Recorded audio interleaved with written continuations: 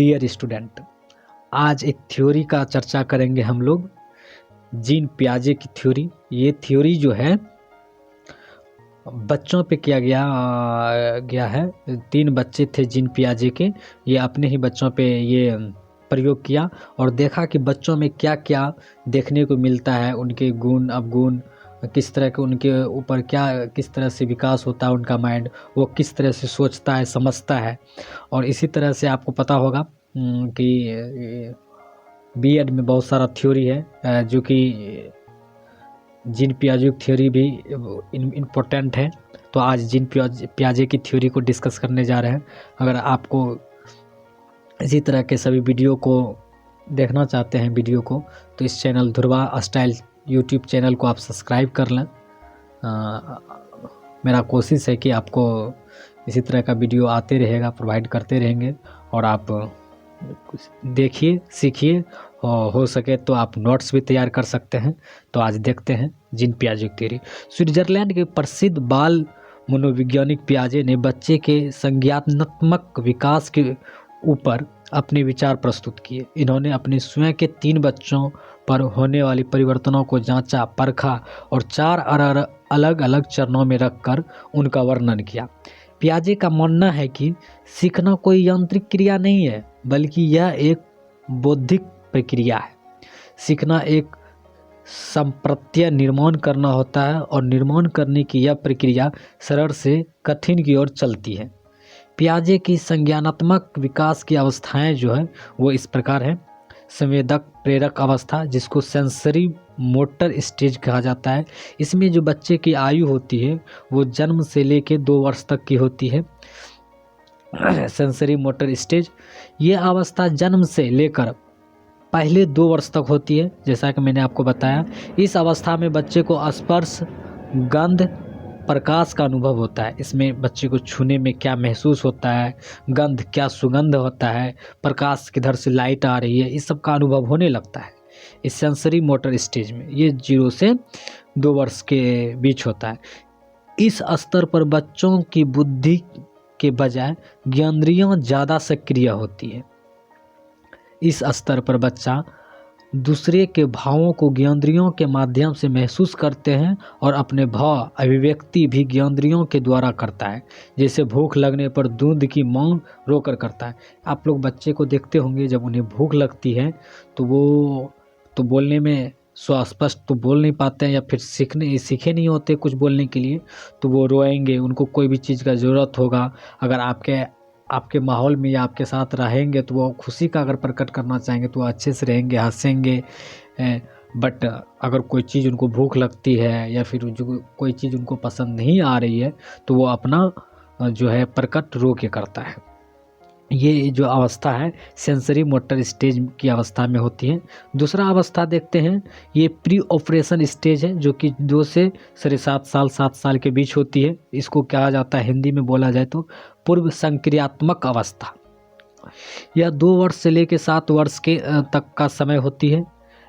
इस स्तर पर बच्चों की पहचान क्षमता में परिवर्तन के साथ उसके स्वर भंडार में वृद्धि हो जाती है, अर्थात भाषाई विकास हो जाता है। स्वर भंडार क्या मतलब, बोलने में उनका विकास होने लगता है, भाषा वो सीखने लगता है, मम्मा पप्पा इस तरह का वर्ड इस्तेमाल करने लगता है, दादा इस टाइप का वर्ड इस्तेमाल करता है और कुछ बोलने का कोशिश करता है। घर वाले उनको प्रेरित भी करते हैं, सिखाते भी हैं कुछ बोलने के लिए। इस स्तर पर बच्चों में निम्नलिखित योग्यता का विकास हो जाता है। जैसे हम आपको बताते हैं क्या क्या योग्यता जो होता है। 3 तरह का योग्यता होता है। सबसे पहले कल्पना शक्ति का विकास, वो कल्पना करते हुए कल्पना में जीने लगते हैं। इस तरह की इस अवस्था में, इस एज में बच्चे सोचेंगे कि हाँ हम ऐसे रहते। कोई भी चीज़ दिमाग में रहता, कोई मेला गया तो मेला के कोई बात उनके दिमाग में घूम रहा है, कोई चीज़ देखा तो उनके मन में होता, इमेज बैठाने लगता है, कल्पना करने लगता है।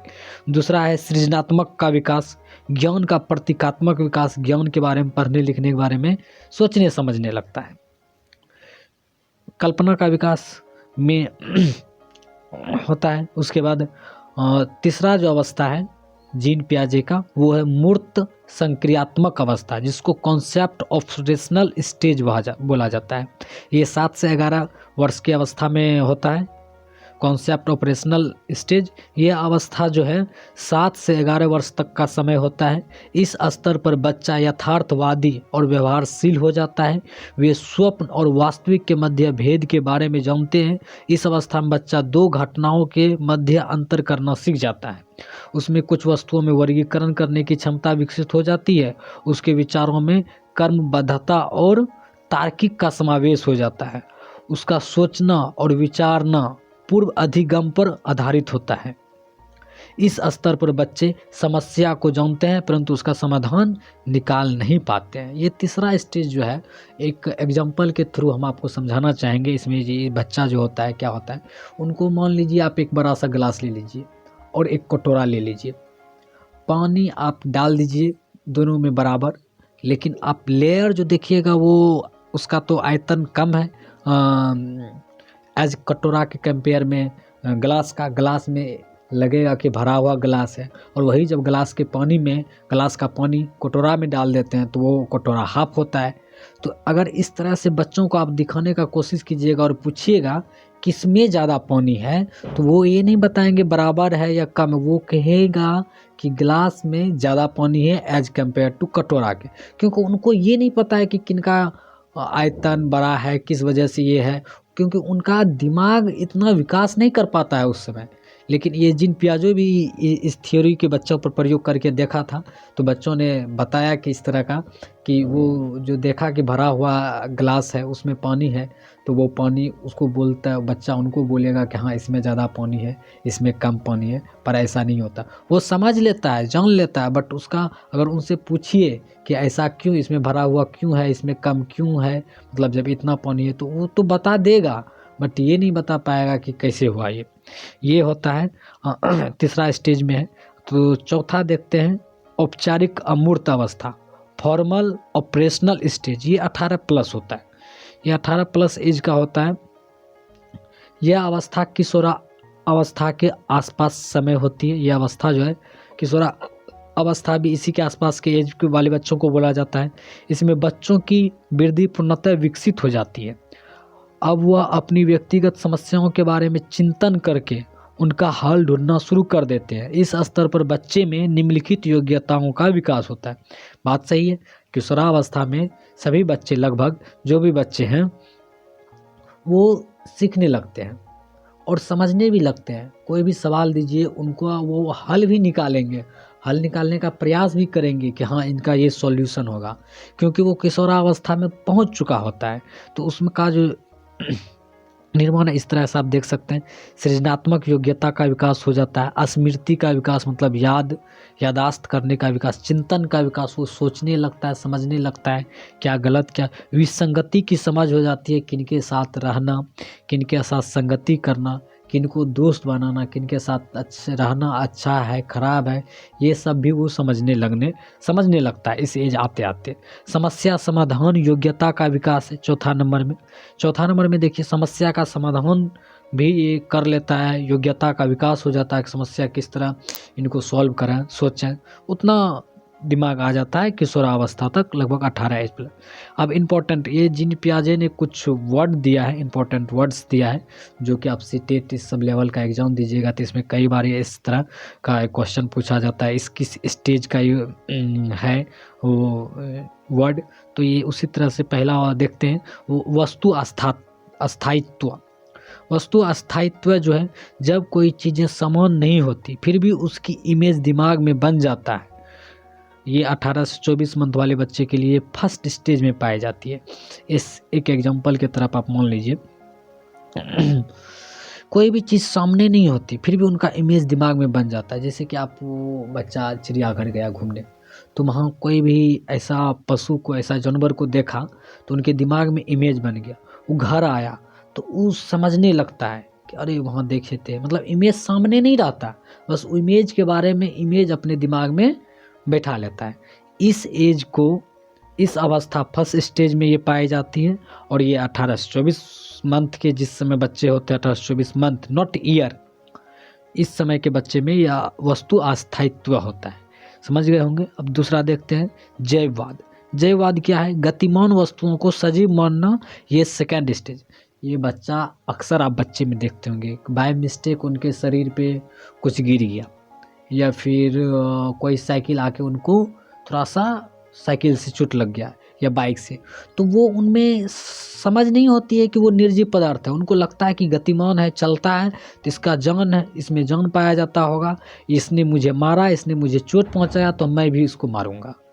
तो ये सोच के बच्चे उन पे अटैक करते हैं, मतलब उनको मार देते हैं। उनको ये नहीं फील होता है कि वो निर्जीव है। इस अवस्था में आप देखे होंगे कहीं भी, अगर आपके आसपास बच्चे होंगे तो आप देखे होंगे कि कोई बच्चा को किसी चीज़ से चोट लग जाता है तो आप उनको दिखा के लो इनको मार लेते हैं, इनको भी दुख होता होगा। तो ऐसा करके आप बच्चे को शांत कर देते होंगे। ये जयवाद कहलाता है। एक होता है अहम केंद्रीयता।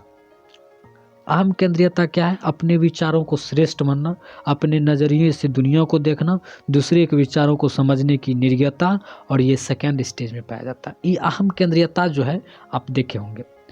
बच्चा, कोई भी बच्चे होता है अपने दिमाग में बिठा लेता है कि ये चीज़ सही है, तो आप लाख उनको समझाओ कि ये चीज़ गलत है, वो मानने के लिए तैयार नहीं। मान लीजिए एक टीचर उनको बता दिया कि आगरा का ताजमहल जो है वो दिल्ली में नहीं, आगरा में है। आगरा का ताजमहल आगरा में ही होगा, मतलब ताजमहल कहाँ है? उनको कोई टीचर बताया ताजमहल जो है आगरा में है।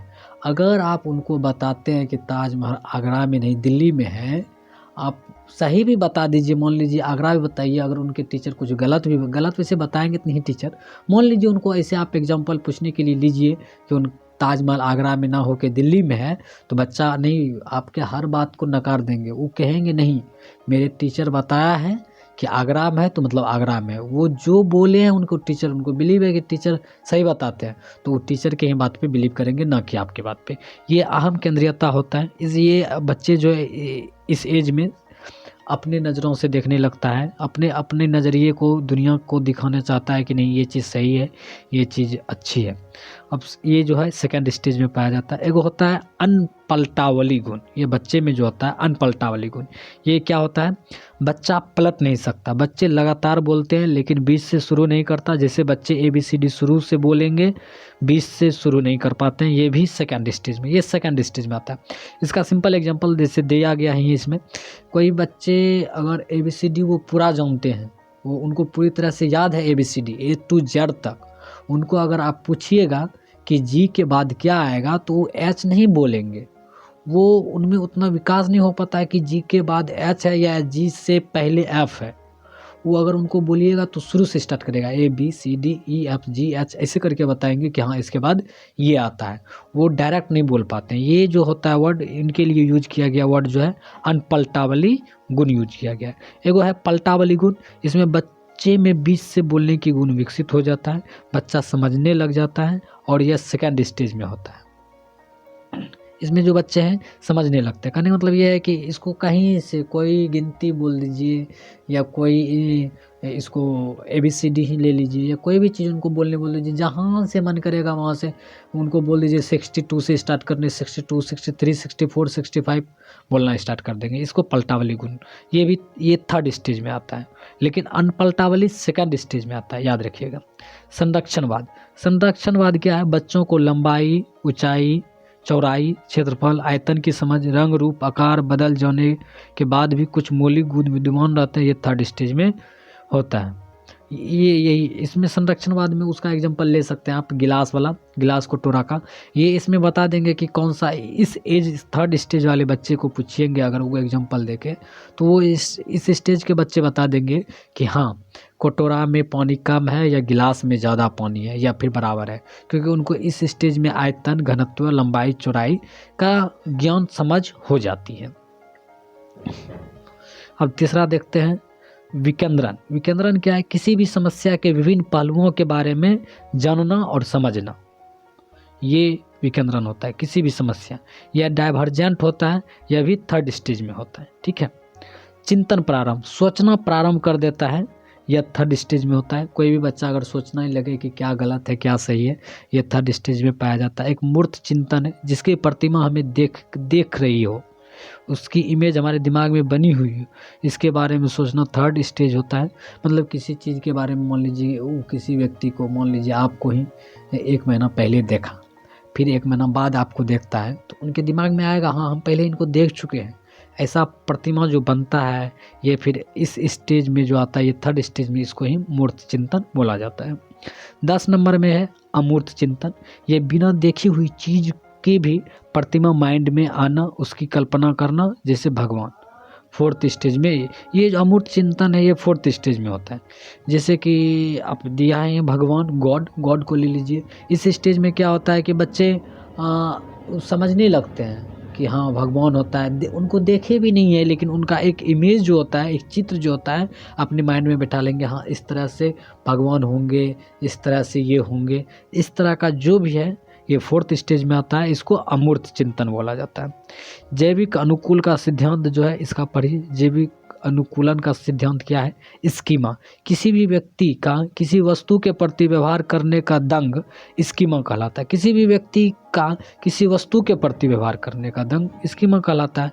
आत्मीकरण, पुरानी जानकारी को ज्यों का त्यों इस्तेमाल करना, ये आत्मीकरण कहलाता है। एक संतुलीकरण है, पुरानी नॉलेज को परिवर्तन करने के बाद भी नई चीज़ों को नहीं अपनाना, तब नया स्कीमा विकसित होता है, उसे है संतुलीकरण कहा जाता है, संतुलीकरण। ठीक है। समायोजन, समायोजन क्या है? पुरानी जानकारी को परिवर्तन करने के बाद नई चीज़ों को अपनाना समायोजन कहलाता है। पुरानी जानकारी को परिवर्तन करके नई चीज़ों को अपनाना, जो पुरानी चीज़ है उनको परिवर्तन करके नई चीज़ों को अपना लेता है, उसको समायोजन कहा जाता है। पियाजे का बौद्धिक विकास, पियाजे ने बहुत सारा वर्ड दिया बौद्धिक विकास का, आप वो देख सकते हैं क्या क्या है। एक सेंसरी मोटर है, प्री ऑप्शनल है, कॉन्सनट्रेट ऑपरेशनल स्टेजेज है और फॉर्मर स्टेज। चारों अवस्था में जो वर्ड दिए हैं आप इनको याद कर लीजिए, क्योंकि ये लगभग पूछ लिया जाता है कि किस स्टेज का है ये वर्ड, ये शब्द, तो इस वजह से आपको ये याद करना ज़रूरी होगा। जिससे कि आप देख लीजिए पहला में क्या है, सेंसरी मोटर स्टेज में जो 0 से 2 होता है, ये वस्तु अस्थायित्व होता है। हाथ नाक कान से सीखने की अवस्था होती है कि ये हाथ है, ये हाथ में 5 उंगली है, ये नाक है, कान है, इसी में होता है। गतिवादी अवस्था होता है, संवेदी प्रेरक छूने का, वो संवेदी प्रेरक। इंद्रियों जनित अवस्था, दिमाग के बारे में जानना, स्मृति, मानसिक यादाश्त, ये सब सेंसरी मोटर स्टेज में आता है। प्री ऑपरेशनल स्टेज में पहचान क्षमता आ जाता है, शब्द भंडारण क्षमता, भाषाई विकास हो जाता है, बोलने लगता है वो, कल्पना शक्ति हो जाता है, सृजनात्मकता आ जाता है, प्रतीकात्मक ज्ञान आ जाता है, जीववाद आ जाता है, अहम केंद्रित है, अनपलटावली गुण बताए थे वो आ जाता है, अनपलटावली वही ABCD वाला। पूर्ण संज्ञात्मक अवस्था हो जाता है एक। उसके बाद जो है कॉन्सनट्रेट ऑपरेशनल स्टेज, जो ये यथार्थवादी है, इसमें व्यवहार है, अंत संरचना है, वर्गीकरण है, क्रमबद्धता है, संरक्षण है, विकेंद्रण है, मूर्त चिंतन है, पलटावली गुण है, चिंतन, प्रारंभ, समस्या समाधान का विकास, कार्य और भंडारण, आगात्मक संज्ञात्मक अवस्था आ जाता है इसमें। फॉर्मल ऑपरेशनल स्टेज में आ जाएगा जो 11+ एज है, संज्ञानात्मक योग्यता, स्मृति का विकास, चिंतन का विकास, विसंगति की समझ, समस्या समाधान योग्यता, अमूर्त चिंतन, सभी समस्याओं का तार्किक, निगमनात्मक, ये सब आ जाता है। मानसिक द्वंद्व, निगमनात्मक तर्क, ये सब आ जाता है। उसके बाद एजुकेशनल इम्प्लीकेशन देख लीजिए। एजुकेशनल इम्प्लीकेशन में क्या क्या है? एजुकेशन इम्प्लीकेशन, आप हर स्टूडेंट को, बीएड करने वाले स्टूडेंट को ये जानना ज़रूरी होता है। ये क्या है इसमें? लर्नर सेंटर, मतलब कोई भी बच्चा को अगर सिखाना, कुछ बताना चाहते हैं तो उसको सेंटर में रख के, उनको बीच में रख के, उनका क्या वो किस तरह सीखेंगे, क्या उनका होता है, इस वजह से किस तरह वो सीखेंगे, उस उपाय के अनुसार उनको सिखाना, ये एजुकेशनल इम्प्लीकेशन होता है। टीचर जो एक्टिविटी ओरिजिनल जो होता है, टीचर का काम एक्टिविटी के अनुसार। Curriculum according to learner, curriculum क्या होता है? Curricula plus curricula, syllabus plus active. Curricula मतलब सिलेबस हुआ, और कुलम मतलब हो जाता है एक्टिविटीज। मेथड ऑफ टीचिंग मतलब पढ़ाने का मेथड जो है वो सब। Stability method, field stage method, field में जैसे कई बच्चों को होता है कि फील्ड में जाइए, उसको खेल के थ्रू, खेल के माध्यम से सिखाने का प्रयास कीजिए। स्टेबिलिटी प्रोजेक्ट में कोई प्रोजेक्ट बना के सिखाइए कि हाँ ये ऐसे ऐसे करके। एक प्रैक्टिकल मेथड होता है, प्रैक्टिकल करके कि हाँ इसमें ये रिएक्शन होता है, ऐसे करने के बाद ये चीज़ होता है। वो बहुत सारा है एजुकेशन इम्प्लीकेशन। इस वजह से इसमें आप अपना भी कुछ जोड़ के इसको पूरा डिटेल्स में लिख सकते हैं। और अच्छे से नंबर ला सकते हैं आप अपने आने वाले एग्ज़ाम में। तो इस वजह से आप देखिए कैसा लगा आज का वीडियो। आज का वीडियो यहीं ख़त्म होता है। अगर आपको वीडियो पसंद आती है तो लाइक और शेयर और चैनल को सब्सक्राइब ज़रूर करें, और ये भी कमेंट करके बताएं कि मेरी वीडियो किस तरह की बन रही है, इसमें कुछ सुधार चाहते हैं तो आपकी राय का इंतज़ार रहेगा हमको। Thank you so much.